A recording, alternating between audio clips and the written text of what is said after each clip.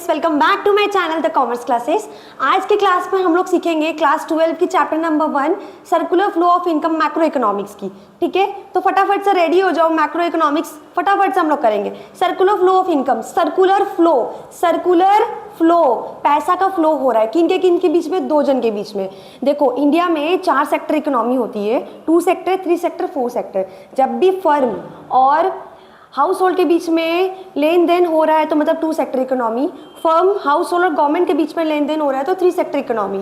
Firm, house hold, government and foreign sector के बीच में लेन देन हो रहा है तो वो 4 सेक्टर इकोनॉमी है। तो सर्कुलर फ्लो में 2 सेक्टर इकोनॉमी आता है, house hold and firm. House hold और फर्म के बीच में क्या लेन देन हो रहा है कि हाउस होल्ड बोलती है फर्म सेक्टर को कि मैं आपको लैंड, लेबर, कैपिटल प्रोवाइड करती हूँ, बदले में आप मुझे क्या प्रोवाइड करते हैं? तो फर्म सेक्टर बोलती है कि भाई आप मुझे लैंड, लेबर, कैपिटल प्रोवाइड करते हो तो मैं लैंड के बदले रेंट देता हूँ, लेबर को वेजेस देता हूँ, कैपिटल के बदले मैं आपको प्रॉफिट्स दे रहा हूँ, इंटरेस्ट दे रहा हूँ। तो ये होता है इनके बीच का कम्युनिकेशन। वैसे ही फर्म सेक्टर बोलती है कि मैं आपको गुड्स एंड सर्विस बना के दे रहा हूँ, गुड्स एंड सर्विस प्रोवाइड कर रहा हूँ हाउस होल्ड सेक्टर को।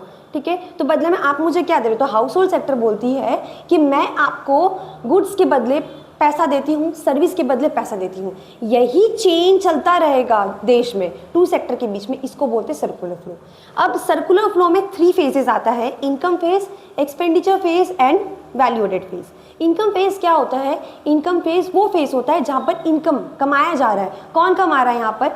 हाउस होल्ड सेक्टर क्या दे रही है? पैसा दे रही है फर्म सेक्टर को, तो फर्म सेक्टर कमा रहे हैं ना गुड्स एंड सर्विस बेच के। वैसे ही हाउस होल्ड सेक्टर लैंड दे रही है, लेबर दे रही है, तो लैंड, लेबर, इन लोग को क्या मिल रहा है? रेंट मिल रहा है, वेजेस मिल रहा है, तो ये भी कमा रहे हैं ना। तो ये हो गया इनकम फेज। नेक्स्ट आता है एक्सपेंडिचर फेज। अब फर्म सेक्टर जब रेंट दे रही तो एक्सपेंस कर रही है, लेबर को वेजेस दे रही तो एक्सपेंस कर रही, तो एक्सपेंडिचर फेज। गुड्स खरीद रहे हैं हम लोग, हाउस होल्ड सेक्टर है ना हम लोग, जनता, तो गुड्स खरीद रहे हैं हम लोग, तो ये हो गया एक्सपेंडिचर फेज, एक्सपेंस कर रहे हैं। ठीक है, वैल्यू एडेड फेज मतलब प्रोडक्शन फेज। प्रोडक्शन क्या चीज का प्रोडक्शन? हम सर्विस प्रोवाइड कर रहे हैं, हम नॉलेज की प्रोडक्शन कर रहे हैं। गुड्स प्रोवाइड करता है, कुरकुरे प्रोवाइड कर रहा है, सामान का प्रोडक्शन कर रहा है, गुड्स का प्रोडक्शन। हम मोबाइल खरीदने जा रहे हैं, गुड्स का प्रोडक्शन हो रहा है, तब हम खरीद रहे हैं, तो प्रोडक्शन फेज। ये 3 फेज ही नेशनल इनकम कैलकुलेट करने की 3 मेथड्स होती है। नेशनल इनकम कैलकुलेट करने की फर्स्ट मेथड होती है आपकी income method, second expenditure method, third होता है वैल्यू एडेड मेथड। समझ में? वैल्यू एडेड को प्रोडक्शन मेथड भी बोला जाता है। समझ में आए? तो शुरू करते हैं। देखो, पहला तो माइक्रो वर्सेस मैक्रो। क्या होता है micro and macro?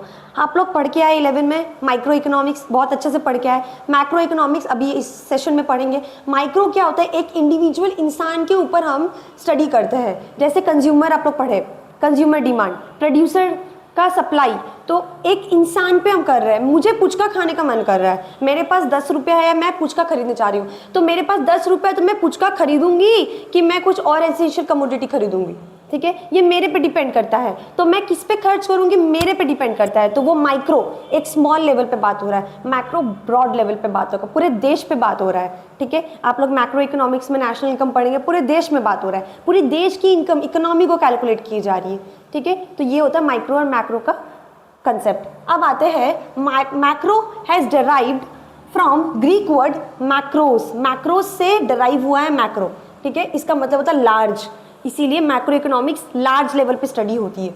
So macro economics deals with overall performance of economy. It is concern with study of problems of economy like inflation, unemployment, poverty, ये सब पे ये स्टडी करता है। इसी को बोलता है मैक्रो इकोनॉमिक्स। ठीक है, done. Macroeconomics is that part of economic theory which studies the behaviour of aggregates of economy as a whole. As a whole economy का पूरा बिहेवियर को स्टडी करता है, उसको बोलते हैं मैक्रो इकोनॉमिक्स। डन। अब आता है डिफरेंस माइक्रो एंड मैक्रो में। It is the study of particular industry and segment of economy. It is the study of economy as a whole, पूरे देश का इकोनॉमी पे स्टडी हो रहा है। The purpose of microeconomics is to analyse the market and determine the price level of commodities. एक इंसान, एक मार्केट का प्राइस लेवल, हम इंसान कैसे खरीदेंगे, किस तरीके से खरीदेंगे, हमारा एफोर्डेबिलिटी क्या है, तो वो micro. Next, the purpose of macroeconomics is to maximise national income.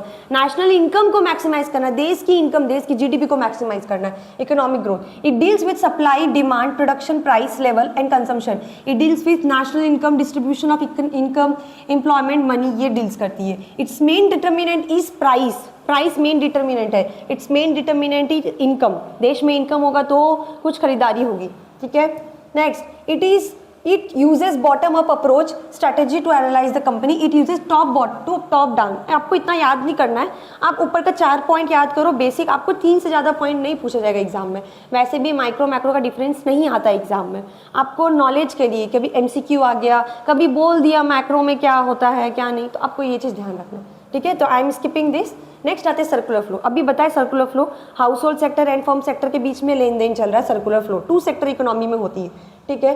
The unlimited and recurring bonds of human being have made the production process a continuous process. Continuous process है, हम production कर रहे हैं, बेच रहे, पैसा आ रहा है, देन प्रोडक्शन कर रहे, बेच रहे, पैसा आ रहा है, कि चलते जाएगा, कंटिन्यूअस प्रोसेस है, ठीक है। In this process different factors of production, ये प्रोसेस में बहुत सारे फैक्टर ऑफ प्रोडक्शन याद आते हैं। याद करने का तरीका, लाला का capital, land, labour, capital, enterprise, Lala का कैपिटल, ठीक है। लाला का एंटरप्राइज याद करो, land, labour, capital, enterprise, done. This input, the input used to produce goods and services, ये इनपुट को क्या बोलते हैं, factor of production. Land, labour, capital, enterprise के थ्रू कोई चीज प्रोडक्शन होती है, इसीलिए मतलब प्रोडक्शन करने में क्या क्या इस्तेमाल हुआ। आज आप कोई चीज का प्रोडक्शन कर रहे हैं, आज हम नॉलेज का प्रोडक्शन कर रहे हैं, तो मेरे को लैंड लगी, हम लेबर यूज कर रहे हैं, ठीक है, कैपिटल का इस्तेमाल कर रहे हैं, तो कोई चीज का प्रोडक्शन पे फैक्टर ऑफ प्रोडक्शन लगती है लैंड, लेबर, कैपिटल, एंटरप्राइज, ठीक है, डन। नेक्स्ट आते हैं, in every economy 3 activities never stop, production of goods and services, production of goods and services, generation of income in terms of wages, interest, rent and profit, expenditure in terms of consumption expenditure and investment expenditure, ठीक है, समझ में आया। Next, in fact these activities are the lifeline of an economy, the concept of economy does not exist without these activities, economy का concept कभी exist नहीं होगा ये एक्टिविटीज अगर नहीं होगी इकोनॉमी में, समझ में आ गया, क्लियर है। Production, income and expenditure are flow variables, flow variables होती है, flow variables in the sense मतलब फ्लो वेरिएबल मतलब ये चलते जाएगा, प्रोडक्शन चलते जाएगा, इनकम आते जाएगा, फ्लो चल रही है, ठीक है। These have been in existence like circle without a beginning और एन एंड, इनका कोई बिगिनिंग और एंड नहीं, ये चलते जा रहा है, कंटिन्यूअस प्रोसेस है, डन। नेक्स्ट आते हैं हम लोग, circular flow of income refers to an unending flow of activities of production, income generation and expenditure involving different sectors of economy, the producers and households in particulars, producers और household के different sector of economy के बीच में लेन then चल रहा है। 3 sector economy है, primary, secondary, tertiary, ये हाउस होल्ड सेक्टर में भी आएंगे, ठीक है ना, इनके बीच में लेन देन चल रहा है, done. Phases of circular flow, 3 phase होगी, बताए थे, income generation phase, income phase, phase of production, value added या प्रोडक्शन फेज, या तीसरा आपका एक्सपेंडिचर फेज, मतलब कौन खर्च कर रहा है, एक्सपेंस कर रहा है। नेक्स्ट आता है generation phase, generation phase, in this phase firm produces goods and services with the help of factor services, factor of payment लगा के हम क्या गुड्स एंड सर्विसेज का प्रोडक्शन किए, इसी को बोलते हैं generation phase, value added phase, production phase, done.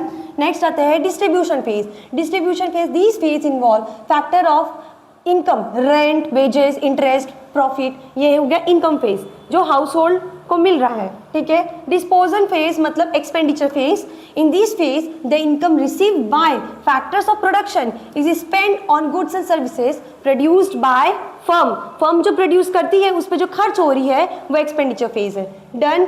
अब आते हैं next, stock flow and stock and flow concept. Stock and flow concept को याद करने का एकदम इजी तरीका है, हम लोग अकाउंट्स के बच्चे लोग समझ जाएंगे कि बैलेंस शीट में एज एट लिखते हैं हम, पॉइंट ऑफ टाइम, जब भी स्टॉक का कंसेप्ट आएगा मतलब पॉइंट ऑफ टाइम, अभी मेरे बैंक में कितनी बैलेंस है, स्टॉक कंसेप्ट, लेकिन मैं साल भर में कितना कमाई, फ्लो कंसेप्ट, मैं साल भर में कितना माल बेची, फ्लो कंसेप्ट, मैं साल भर में कितना परचेज की, फ्लो कंसेप्ट, टंकी से पानी आ रहा है, फ्लो कंसेप्ट, नल से पानी बह रहा है, फ्लो कंसेप्ट, लेकिन अभी कितना बच रहा है, स्टॉक कंसेप्ट, ठीक है। मेरे बैंक में कितना बैलेंस है अभी, स्टॉक कंसेप्ट, 30 तारीख को मेरे बैंक में कितना बैलेंस था, स्टॉक कंसेप्ट, समझ में आ गया, डन।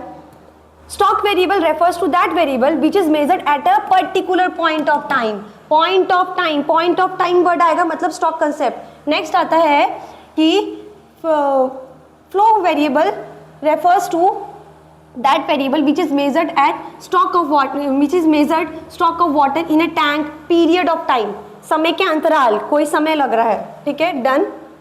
नेक्स्ट आते हैं स्टॉक एंड फ्लो का डिफरेंस आप लोग देख लो, स्क्रीनशॉट लेना तो स्क्रीनशॉट ले लो, ठीक है। यही सेम चीज़ हम जो पढ़ाया है वही है stock and flow concept. Circular flow पढ़ाया है, real flow and money flow आता है। सर्कुलर फ्लो में जब दो सेक्टर के बीच में सर्कुलर फ्लो चल रहा है, जैसे ये सर्कुलर फ्लो चल रहा है, तब इनको डिवाइड करने का दो तरीका है, रियल फ्लो, मनी फ्लो। मतलब सर्कुलर फ्लो का दो टाइप होता है, real flow and money flow, ठीक है। रियल फ्लो क्या होता है, अब देखो हाउस होल्ड एंड फर्म के बीच में लेन देन है, तो जब माल का सामान मतलब सामान का लेन देन हो रहा है विदाउट मनी, ठीक है, तो उसको बोलेंगे रियल फ्लो। लेकिन जहाँ पर पैसों की बात आ जाएगी तो वहाँ पर बोलेंगे मनी फ्लो। अब फर्म सेक्टर और हाउस होल्ड सेक्टर में लड़ाई हो रहा है कि भाई मैं सामान देता हूँ, हाँ, हाउस होल्ड सेक्टर देता है land, labour, capital, enterprise, and firm क्या देती है, गुड्स एंड सर्विस बना के देती है। तो ये जो चेन होगा, मतलब ये सर्कल को डिवाइड कर दो आधा आधा, तो ये जो चेन होगा वो होगा रियल फ्लो। वैसे ही household sector firm sector को क्या प्रोवाइड करती है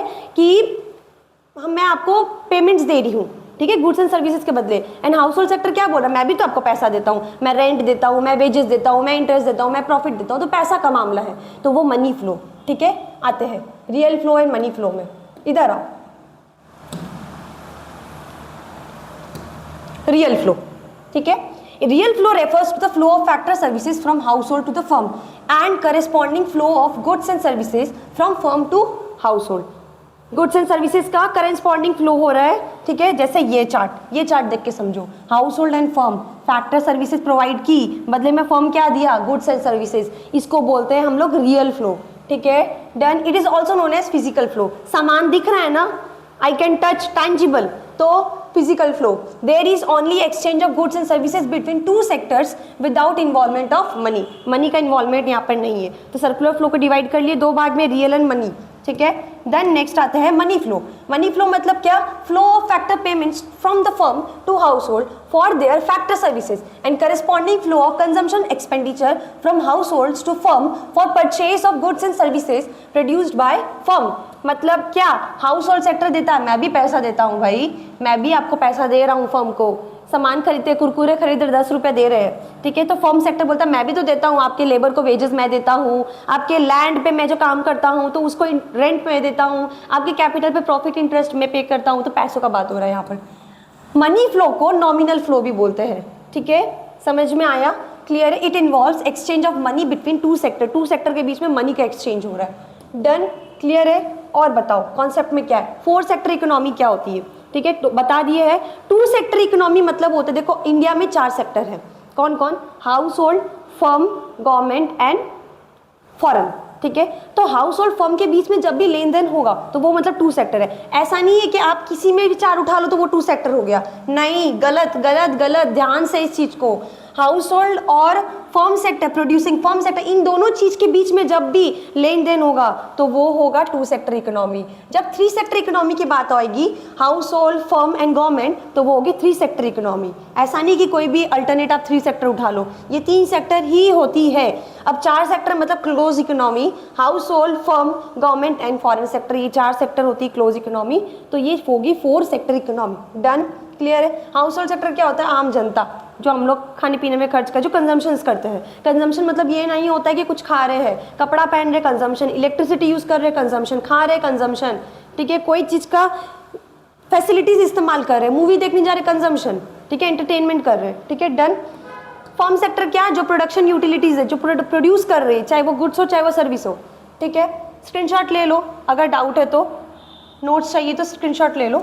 गवर्नमेंट सेक्टर क्या है, गवर्नमेंट सेक्टर मतलब क्या, जो पब्लिक सेक्टर और प्राइवेट सेक्टर को संभाल के रखती है। It acts as a 2 capacities, ठीक है, जो वेलफेयर मेंटेन करके रखती है, प्रॉफिट्स के साथ साथ, ग्रोथ के साथ साथ, देश की ग्रोथ के साथ साथ, ठीक है। It involve in maintaining law and order, defence and other services of public welfare. As a producer it produces goods and services in public sector enterprise. Foreign sector क्या, rest of the world, abroad को बोलते हैं foreign sector, मतलब देश को छोड़ के, ठीक है, समझ में आया। This sector include transaction with the rest of the world. It involves in export and import of goods and flow of capital between domestic economy and other country। मतलब मैं एक्सपोर्ट कर रही हूँ, इंपोर्ट कर रही हूँ, तो फॉरेन के साथ लेन देन हो रहा है, डन, क्लियर है। Circular flow 2 sector house hold और फर्म के बीच में होता है। कंजम्पशन मॉडल, एजम्पशंस क्या क्या है इसमें, एजम्पशंस पूछा जाता है एग्जाम में, इस चीज़ को ध्यान रखना।